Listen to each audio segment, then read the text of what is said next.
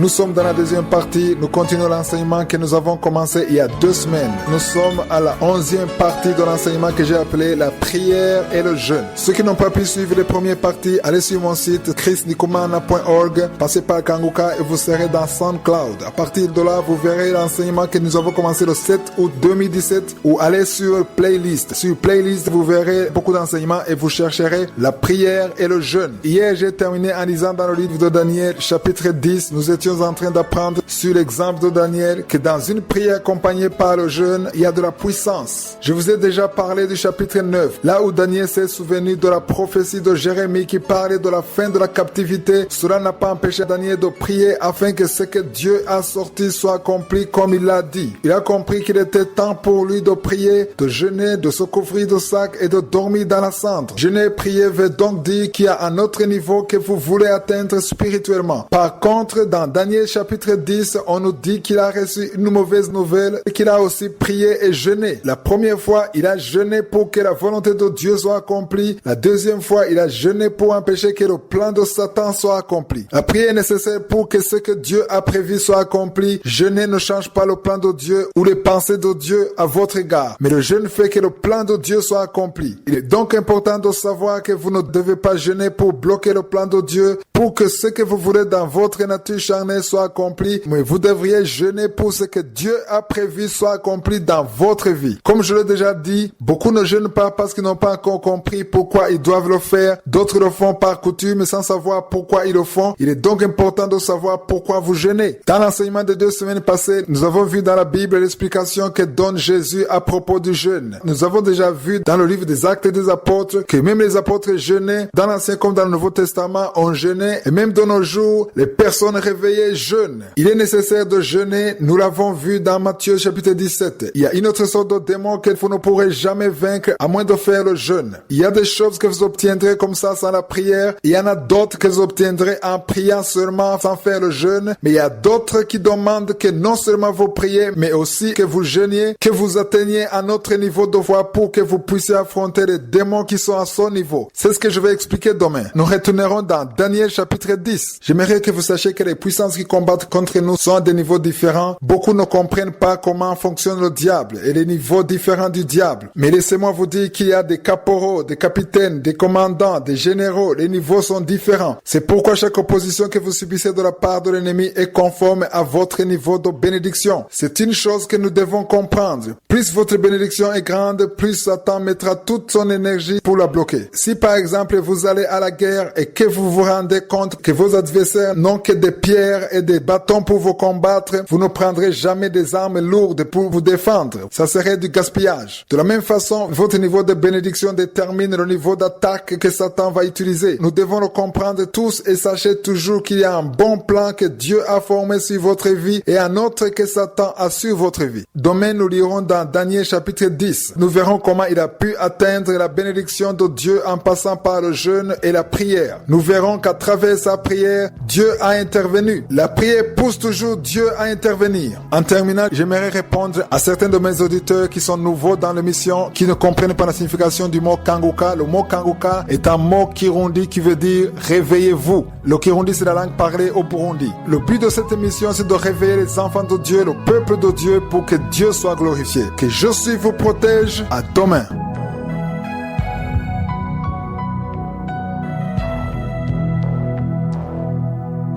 Nous sommes dans la deuxième partie. Nous continuons avec l'enseignement sur lequel nous venons de passer plus de 2 semaines. L'enseignement que j'ai appelé la prière et le jeûne. Nous avons déjà appris beaucoup de choses. Hier, j'ai terminé en vous parlant de l'histoire de Daniel. Dans Daniel 10, nous avons vu comment Daniel avait entendu qu'une calamité menaçait le peuple de Dieu. Il a alors choisi de jeûner. Il a passé plusieurs jours dans la prière et le jeûne. Lisons au chapitre 10. Quand il était en train de prier, l'ange Gabriel lui est apparu et lui a donné un message. Je vous invite à lire tout le chapitre à la fin de cette émission. Ce que j'aimerais que vous sachiez, c'est que Gabriel était un envoyé de l'Éternel. Il avait été envoyé grâce à la prière de Daniel. J'aimerais vous dire que même si Gabriel était un envoyé de l'Éternel, il n'a pas pu lui délivrer le message parce qu'il y avait une forte opposition des esprits de Satan qui lui a empêché de passer. Pour que le message puisse arriver jusqu'à Daniel, cela a nécessité l'intervention d'un ange plus puissant, c'est l'ange Michael. L'ange Michael, comme nous le voyons, est plus fort que Gabriel. C'est ce que j'aimerais que vous sachiez. J'aimerais que vous sachiez que tous les anges n'ont pas la même force, comme les démons n'ont pas la même force. Il y a des niveaux. Gabriel était donc en possession d'un message de Dieu, mais il n'a pas pu passer parce qu'il était bloqué par les démons. Ce qui veut dire qu'il y a des démons qui sont au niveau de Gabriel, qui peuvent lui tenir tête et lui empêcher de passer. Cela est nouveau pour quelques-uns d'entre vous. C'est pourquoi il est écrit dans Daniel 9 que lorsqu'il a apporté la réponse de Dieu, cette réponse a pu arriver à Daniel, mais au chapitre 10, Gabriel n'a pas pu passer à tel point qu'il lui a fallu une intervention de la part de l'ange Michael. Cela veut dire que Michael est plus fort que Gabriel.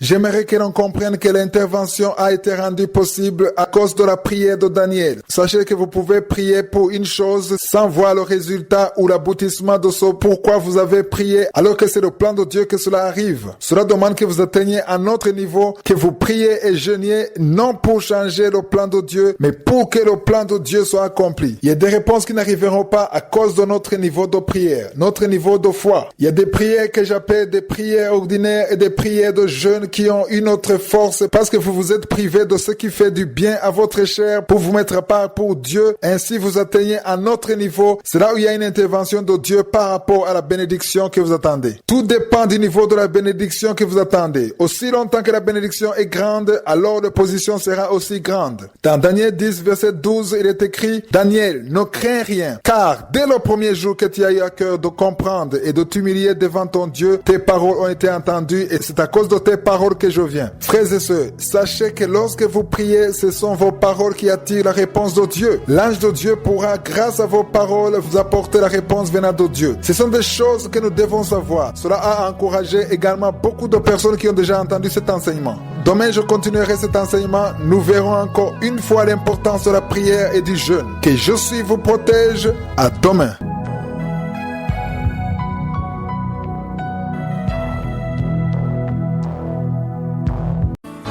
Nous continuons avec l'enseignement que j'ai appelé la prière et le jeûne. Hier, nous étions en train de parler de l'histoire de Daniel. Dans Daniel 10, nous avons vu qu'il a prié et jeûné et après, Dieu a envoyé une réponse par l'intermédiaire de son ange Gabriel, mais l'ange n'a pas pu arriver à temps alors qu'il était envoyé par Dieu. Cela veut dire qu'il y a un certain niveau d'opposition qui était contre l'ange Gabriel. La Bible parle d'un démon, le chef du royaume de Perse. Il a bloqué l'ange Gabriel pendant 21 jours. La réponse est venue le premier jour, mais n'a pas pu lui parvenir parce que Gabriel n'a pas pu vaincre ce démon. Seulement parce que Daniel n'a pas arrêté de prier, parce qu'il était en train de jeûner et prier, de supplier Dieu en faveur du peuple de Dieu. Ses paroles ont été entendues, comme nous l'avons vu dans Daniel 10, verset 12. Ce sont ces paroles qui ont fait qu'il a obtenu la réponse de la part de Dieu. Gabriel a été envoyé et comme il ne pouvait pas y arriver tout seul, il a alors bénéficié d'une intervention de la part de l'ange Michael. C'est ce que nous lisons dans Daniel 10, verset 13, où il est écrit: le chef du royaume de Perse m'a résisté 21 jours, mais voici Michael, l'un des principaux chefs, est venu à mon secours et je suis demeuré là auprès du roi de Perse. Peut-être vous vous demandez si le roi de Perse était une personne de chair et de sang, puisque la Perse est un territoire connu, mais vous devez savoir que ce n'était pas une personne de chair et de sang. La parole de Dieu dit que nos adversaires ne sont pas des adversaires de chair et de sang, mais des autorités, des esprits méchants dans les lieux célestes. L'ange Michael ne pouvait pas combattre une personne de chair et de sang parce que lui-même est un ange et le roi de Perse est un ange du diable, c'est-à-dire un démon. Cela veut simplement dire que dans toutes les régions, il y a des chefs spirituels, des esprits méchants qui sont invisibles. Nous lisons cela dans Ephésiens 6, verset 12. C'est là où on dit: car nous n'avons pas à lutter contre la chair et le sang, mais contre les dominations, contre les autorités, contre les princes de ce monde des ténèbres, contre les esprits méchants dans les lieux célestes. Lisez ce passage, vous comprendrez dans quel monde nous vivons. C'est seulement à travers la prière et le jeûne que nous pouvons obtenir la victoire. C'est grâce à la prière et au jeûne de Daniel qu'il a obtenu la solution. Et aussi à cause de sa justice, sa piété, sa sanctification, car comme nous avons lu dans Daniel 9, il a d'abord commencé à se sanctifier. Nous l'avons lu précédemment que c'est important d'être sanctifié dans son cœur avant de faire le jeûne. Grâce à la foi et à la persévérance de Daniel, l'ange Gabriel n'est pas retourné en arrière, mais Dieu a envoyé un autre ange plus puissant qui est Michael. Sachez que le problème que vous avez, celui que vous n'arrivez pas à résoudre, même si vous savez que c'est la volonté de Dieu que ça soit résolu, et même si Dieu l'a confirmé, si la solution n'arrive pas. Peut-être c'est Gabriel qui n'arrive pas à avancer. J'aimerais vous dire que si vous continuez, si vous persévérez, si vous jeûnez, la volonté de Dieu sera finalement accomplie. Dieu enverra un ange plus puissant que Gabriel. Il enverra Michael pour qu'il vienne au secours de Gabriel. Sachez que les anges travaillent en fonction de notre prière, en fonction de notre motivation, de notre foi. Continuez à prier. Si cela ne marche pas, jeûnez et ayez foi en Dieu. Croyez que ce que Dieu a dit sera finalement accompli. Si un ange ne peut pas avancer, Dieu enverra un autre ange plus puissant pour une intervention afin que sa volonté soit accomplie dans votre vie. Nous continuerons demain. J'espère que vous avez noté tous les versets bibliques que nous avons lus car cela vous aidera. Que je suis vous protège. À demain.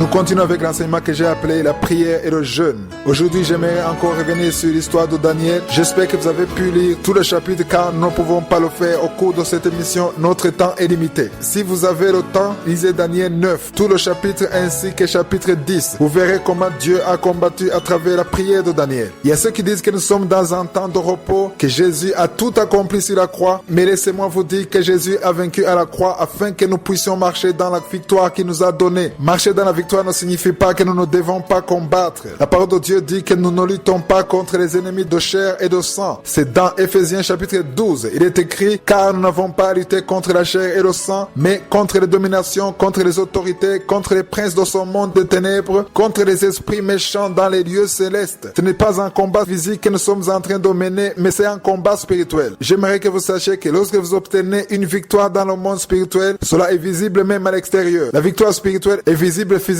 Beaucoup de personnes ne le savent pas. Les personnes qui marchent dans le plan de Dieu ont obtenu la victoire depuis longtemps. Si aujourd'hui vous êtes en train de suivre cette émission, Dieu m'avait déjà parlé il y a longtemps, il y a 20 ans. Mais entre-temps, beaucoup de choses se sont passées. Le découragement, la confusion, la prière, le jeûne, beaucoup d'oppositions se sont mises au travers de mon chemin pour que le plan de Dieu ne puisse s'accomplir. C'est comme dans le cas d'une femme enceinte. Elle peut rencontrer des menaces physiques qui veulent empêcher que l'enfant soit né. De la même façon, les promesses de Dieu ou la paix de Dieu grandissent au fur et à mesure, mais les oppositions ne peuvent pas manquer. Le premier combat que nous menons, c'est le combat de la foi. Combattre pour que la volonté de Dieu soit accomplie. Vous devez savoir qu'il y a des choses que Dieu a prévues qui n'arriveront jamais parce que vous ne priez pas. Lorsque vous n'avez pas une vie de prière, il y a des choses qui ne voient jamais le jour alors qu'elles étaient dans le plan de Dieu. La prière, c'est la clé. Elle ouvre le ciel. C'est pourquoi Jésus a dit à Pierre qu'il lui donne la clé du royaume. Cela veut dire que la prière ouvre la porte sur ce que Dieu a prévu dans notre vie. Si vous ne priez pas, il y a des choses que vous obtiendrez comme ça sans prier et d'autres qui demanderont que vous mettiez à part pour prier afin que Dieu puisse agir à travers votre prière. Mais il y en a d'autres qui demanderont que vous vous mettiez à part pour supplier. Il y a une différence entre prier et supplier. Et plus encore, il y en a d'autres qui demanderont que vous jeûniez pour que vous puissiez affronter les oppositions qui vous bloquent et qui vous empêchent de vivre le plan de Dieu. J'aimerais vous dire que nous les personnes sauvées, nous qui croyons en Jésus-Christ, nous qui sommes nés de nouveau, nous marchons dans la victoire. Mais si l'on vous dit qu'il n'y a pas de combat, ce sera un mensonge. Si l'on vous dit que vous ne devez pas prendre garde, qu'il n'y a aucun problème puisque nous vivons dans le temps de la grâce, cela est faux. Parce que si vous acceptez de vous endormir sous prétexte que Jésus a tout accompli sur la croix, vous serez tombé dans le piège de Satan car Satan ne veut pas que vous soyez au courant que le combat existe pour les enfants de Dieu. Satan ne veut pas que vous soyez au courant qu'il est en train de vous attaquer. Il veut plutôt que vous croyiez que tout va bien, qu'il n'y a aucun danger. Avoir la foi ne suffit pas. C'est bien d'avoir la foi, mais vous devez aussi prier et jeûner. Comme je l'ai déjà dit au cours de cet enseignement, j'aimerais que tout membre de Kangoka ait au moins un jour par semaine de jeûne. Un jour où vous privez votre corps de nourriture et que vous vous mettiez à part dans la prière. Même si vous avez de quoi manger, décidez parfois de ne pas le faire pour vous rapprocher un peu de Dieu. Je vous ai déjà dit qu'il y a deux choses qui sont en opposition, la chair et l'esprit. Si vous vous privez de nourriture et si vous vous approchez de Dieu dans la prière, il y a une chose spéciale que vous gagnerez parce que vous êtes approché de Dieu. Il est donc important que vous ayez au moins un jour de jeûne par semaine pour que vous puissiez progresser dans votre marche spirituelle. Il est important qu'un enfant de Dieu ne soit pas toujours au même niveau spirituel. Demain, je vous montrerai un autre exemple qui illustre bien comment la victoire est acquise premièrement dans le monde spirituel avant d'être acquise dans le monde physique. Que Jésus vous protège. À demain.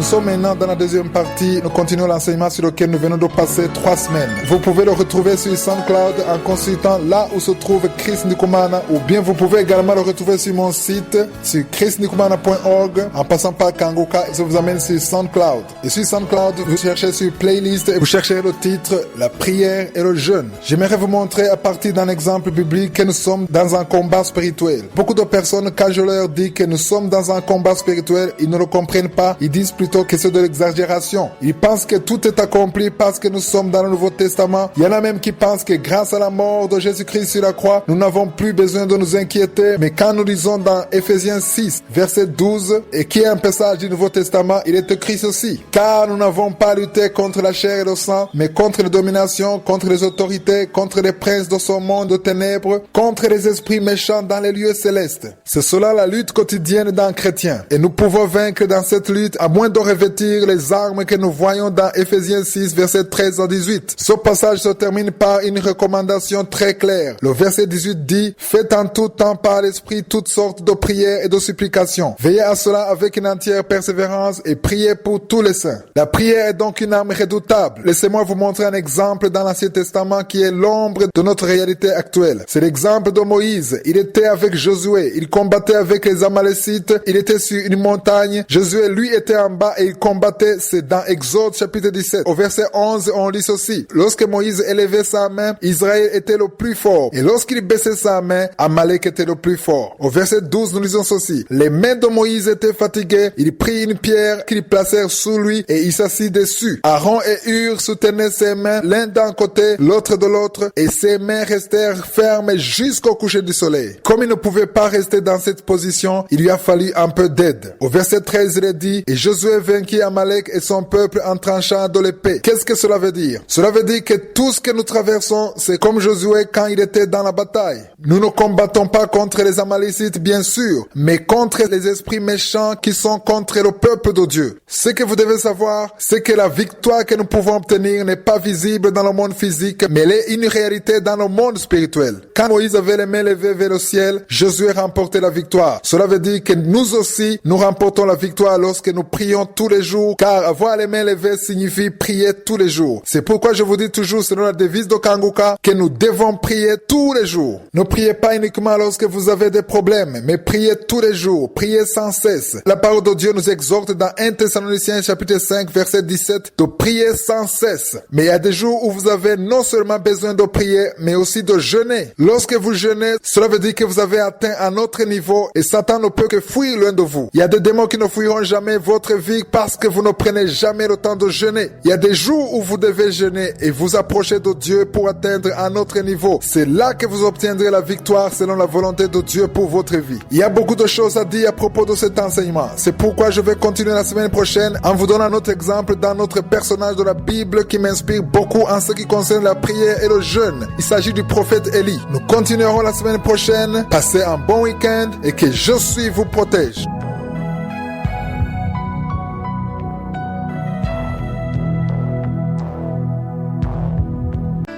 Nous sommes dans la deuxième partie. Nous continuons l'enseignement que j'ai appelé la prière et le jeûne. Pour les nouveaux, vous pouvez trouver cet enseignement en allant sur mon site chrisndikumana.org. Passez par Kangoka, ça vous amène sur SoundCloud. À partir de SoundCloud, vous cherchez Playlist. Sur Playlist, il y a la liste des enseignements et vous cherchez l'enseignement que j'ai appelé la prière et le jeûne. La fois passée, j'ai terminé en vous disant que je vais aujourd'hui vous parler d'Élie. Il m'a beaucoup appris sur la prière et la persévérance dans la prière. Il est l'un des personnages de la Bible qui m'a inspiré en ce qui concerne la prière. J'aimerais qu'on lise dans Jacques 5, verset 16 à 18. Il est écrit: confessez donc vos péchés les uns aux autres, priez les uns pour les autres, afin que vous soyez guéris. La prière fervente du juste a une grande efficacité. J'aimerais beaucoup insister sur le mot fervente. Une prière fervente est une prière puissante, une prière spéciale. La prière faite avec toute ton énergie, tout ton cœur, toute ta volonté. J'aimerais vous dire que toutes les prières ne se ressemblent pas. C'est vrai, tout le monde peut prier, mais il y a des prières froides. Je vous donne un exemple simple. Vous pouvez prier alors que vous n'avez aucune envie de prier, juste pour tranquilliser votre esprit, comme quelqu'un qui prie et il arrive que vous dormiez alors que vous êtes en train de prier. Je ne sais pas si ça vous est déjà arrivé. Cette prière n'a aucune force. C'est pourquoi la prière doit être une chose pour laquelle vous vous êtes préparé. La prière est efficace lorsque vous êtes connecté. Vous avez besoin avant tout d'avoir la foi pour prier. Une prière faite sans la foi est inefficace. Il y a des prières qui sont bâties sur la peur. Peut-être vous avez rencontré une difficulté quelque part, que ce soit dans votre entreprise, ou dans votre ministère, ou dans votre mariage, et vous vous mettez alors à prier avec la peur. Vous avez peur de ce qui pourrait vous arriver. Une prière faite dans ces conditions n'a pas d'impact. Mais une prière efficace est une prière fervente, une prière dans laquelle vous croyez que Dieu va agir, une prière dans laquelle vous croyez que ce qui est impossible aux hommes est possible à Dieu, une prière dans laquelle vous croyez que si l'ange Gabriel envoyé pour vous sauver échoue, il y a un autre ange plus puissant comme Michael qui viendra à votre secours. Une prière basée sur la volonté de Dieu, c'est la prière fervente et elle dit qu'elle a une grande efficacité. Elle a un plus grand impact plutôt qu'une prière faite de lamentation, une prière où vous accusez Dieu, où vous lui demandez pourquoi il ne vous répond pas alors qu'il semble être favorable aux autres. Il y a même des gens qui prient en menaçant Dieu, en lui disant que s'il ne les exauce pas, ils arrêtent de prier. Dieu a besoin que vous soyez humble dans la prière. J'aimerais expliquer un peu le passage que nous avons lu dans Daniel chapitre 9 verset 3. Il est écrit: « Je tournai ma face vers le Seigneur Dieu afin de recourir à la prière et aux supplications en jeûnant et en prenant le sac et la cendre. » Ce que cela veut dire, c'est qu'aujourd'hui nous n'avons plus besoin de faire tout cela. Nous n'avons plus besoin de dormir dans la cendre ou de se couvrir de sac. C'était juste un signe d'humilité. Faire une prière fervente ne signifie pas que vous venez donner des ordres à Dieu. Il y a des gens qui disent qu'ils vont faire une prière puissante mais en donnant des ordres à Dieu, en lui disant que s'il a dit ceci, alors il doit faire cela, et ils utilisent leur propre énergie et l'orgueil déborde leur cœur. Une telle prière n'a aucun impact. Une prière qui a une grande efficacité, c'est une prière d'une personne qui est humble devant Dieu, qui marche sous la main puissante de Dieu, qui prie en demandant que seule la volonté de Dieu soit accomplie, qui prie en confessant la puissance de Dieu et qui s'attend à ce que Dieu accomplisse ce que lui-même a prévu de faire. C'est une prière qui a une grande efficacité. Il y a des choses qui ne vous seront jamais accessibles parce que vous priez juste pour prier, parce que vous n'y mettez pas votre cœur. Je continuerai à vous en parler demain. Nous verrons comment doit être une prière fervente.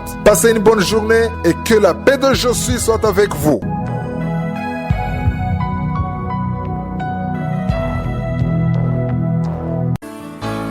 Nous sommes maintenant dans la deuxième partie de cette émission. Nous continuons l'enseignement que j'ai appelé la prière et le jeûne. Hier, j'ai terminé en vous parlant d'Élie.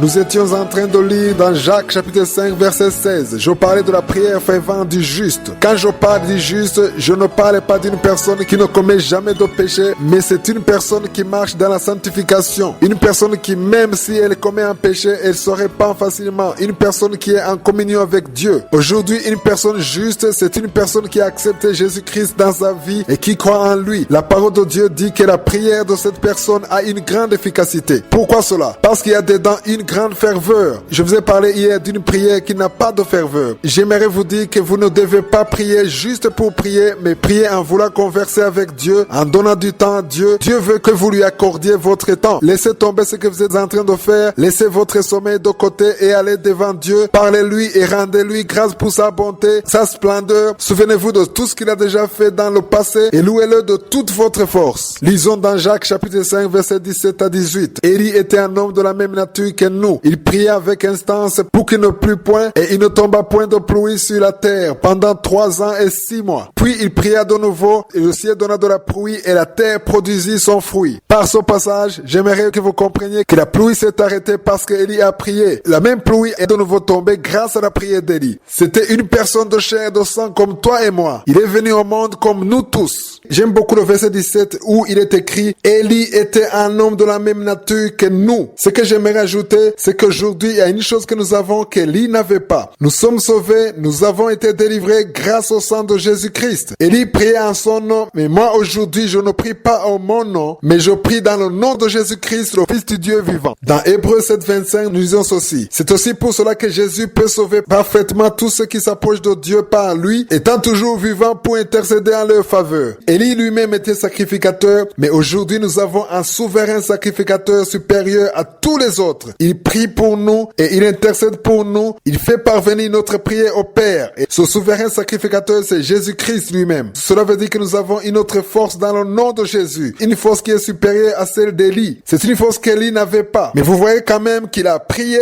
et que la pluie s'est arrêtée. Il a de nouveau prié et la pluie est retombée. Qu'est-ce que l'apôtre Jacques a voulu nous apprendre? Il veut nous montrer que si nous prions comme dans le cas d'Élie, où une force puissante s'est manifestée, si nous faisons à notre tour une prière fervente, nous verrons un grand impact, une grande efficacité, une puissance extraordinaire. Parce que justement nous avons prié dans la foi, en nous attendant la main de Dieu, sans nous lamenter, sans accuser Dieu, sans orgueil et ayant une vie dépourvue de péché, dans l'humilité et la sanctification, nous verrons la main de Dieu. Demain nous verrons comment la pluie s'est arrêtée et comment elle est à nouveau tombée sur la face de la terre. Qu'est-ce qui s'est passé? Nous lirons l'Ancien Testament pour le comprendre et apprendre. Que la paix de Jésus soit avec vous. À demain.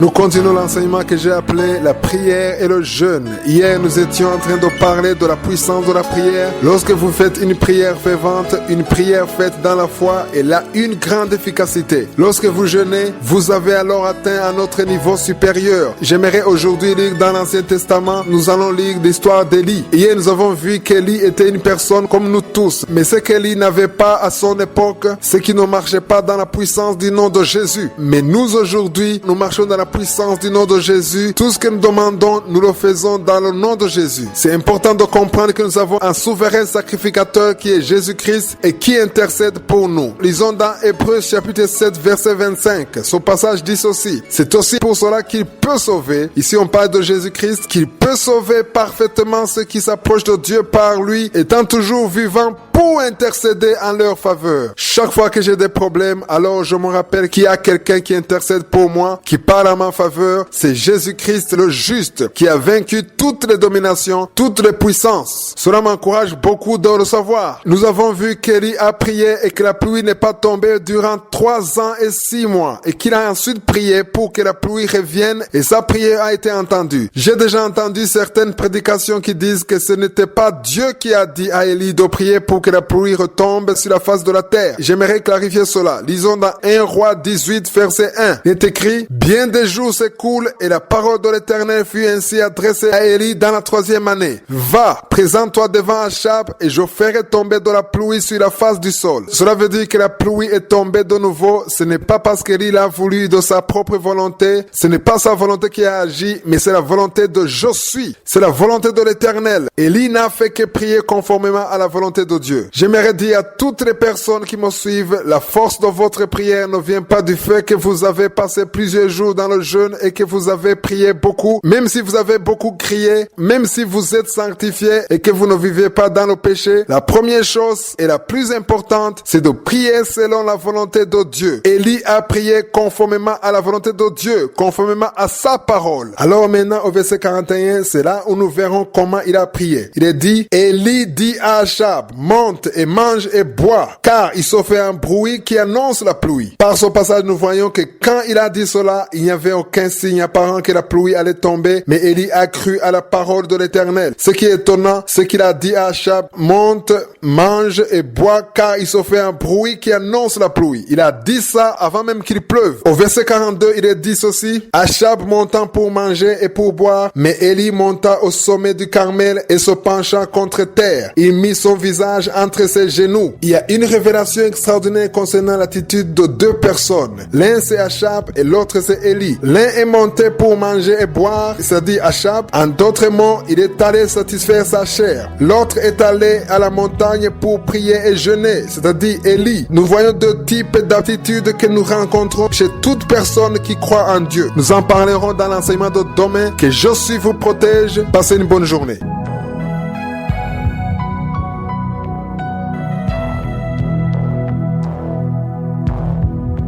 nous continuons la deuxième partie avec l'enseignement que j'ai appelé la prière et le jeûne. Nous sommes à la 19e partie, ce qui veut dire que nous terminerons demain. Ceux qui n'ont pas encore pu suivre toutes les parties, vous pouvez consulter mon site chrisnikumana.org et passer par Kangoka qui va vous amener sur SoundCloud. Sur SoundCloud, vous cherchez playlist et dans playlist, vous chercherez le titre La prière et le jeûne. Hier, nous étions en train de parler d'Élie. Nous avons lu dans 1 Roi 18, 42. J'aimerais rappeler que Dieu a dit à Élie d'aller se présenter devant Achab et ainsi il fera tomber la pluie sur la face de la terre. Élie a dit à Achab que la pluie allait tomber, non pas parce qu'il avait vu la pluie, mais parce qu'il croyait en la parole de Dieu. Le verset 42 dit, Achab monta pour manger et pour boire, mais Élie monta au sommet du Carmel et en se penchant contre terre, il mit son visage entre ses genoux. Ce que nous devons comprendre à partir de ce verset, c'est qu'Achab est l'image de la chair, tandis qu'Élie est l'image de l'esprit. Vous qui êtes en train de m'écouter, vous avez en vous deux types de personnalités. Celui qui est dirigé par l'esprit et celui qui est dirigé par la chair. Le but de la chair, c'est de manger, de boire et de s'amuser. Mais l'esprit cherche toujours la volonté de Dieu. Lorsque vous êtes en train de prier, si vous jeûnez, vous avez pris la forme d'Élie. Mais si vous ne faites que vous amuser, alors vous êtes comme Achab. Vous n'avez qu'à choisir. Si vous voulez avoir ce qui vient de Dieu, si vous voulez avoir les bénédictions de Dieu, choisissez d'être comme Élie. Allez à la montagne de Dieu. Je ne suis pas en train de vous dire d'aller chercher une montagne comme un lieu de prière, mais une montagne est un symbole biblique de la prière. Prenez du temps seul avec Dieu, ayez une vie de prière, cherchez la face de l'Éternel et suppliez-le. Au verset 43 et 45, on lit ceci. Élie a dit à son serviteur, monte, regarde du côté de la mer. Le serviteur monta, il regarda et dit, il n'y a rien. Élie dit 7 fois, retourne. À la 7e fois, il dit, voici un petit nuage qui s'élève de la mer et qui est comme la pomme d'une main d'un homme. Élie dit, monte et dit à Achab, attelle et descend afin que la pluie ne t'arrête pas. En peu d'instants, le ciel s'obscurcit par les nuages, le vent s'établit et il y eut une forte pluie. Achab montant sur son char et partit pour Jezreel. Jezreel est l'image même de notre destination. Vous tous qui êtes en train de m'écouter, vous avez chacun votre propre destination. Achab est parti à Jezreel sur son char et Élie aussi avait besoin d'aller à Jezreel. Mais Achab était parti avant Élie. Le verset 46 dit, et la main de l'Éternel fut sur Élie qui se saignit les reins et courut devant Achab jusqu'à l'entrée de Jezreel. Lisez bien ce verset. Élie courut avec ses propres pieds et il a dépassé Achab qui était sur son char. Essayez de vous demander comment une personne qui est à pied peut-être dépasser une autre qui se déplace avec son char. Tout simplement parce que la main de l'Éternel était sur Élie. Il venait de la montagne de Dieu, plein de sa grâce, de son onction, de sa puissance. Il avait fait une prière fervente, pleine de foi. La main de l'Éternel était sur lui. C'est pourquoi il a pu dépasser Achab qui se déplaçait avec son char. Achab n'avait fait que manger et boire. Élie a pu ainsi atteindre Jezreel avant Achab. Ça dépasse l'entendement. Quelqu'un qui court dépasse celui qui est dans un char. Si vous avez une vie de prière, si vous restez dans la présence de Dieu, si vous prenez du temps dans le jeûne, vous pourrez faire ce que les autres ne peuvent pas faire. Vous pourrez faire des exploits. Les gens s'étonneront toujours de ce que vous faites, car la main de Dieu sera sur vous. Nous terminerons cet enseignement demain. Je vous donnerai 5 conseils à suivre en ce qui concerne le jeûne. Que je suis vous protège. À demain.